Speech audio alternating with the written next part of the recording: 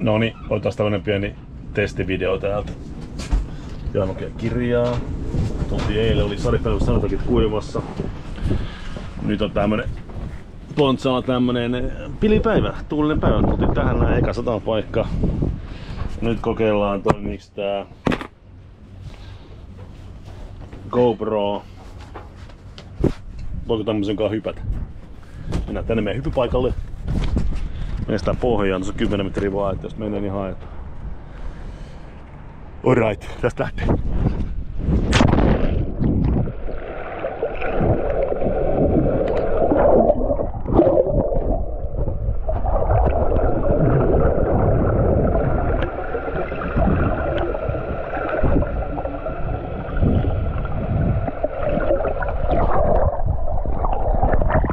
Kirkasta vettä on ja lämmintä.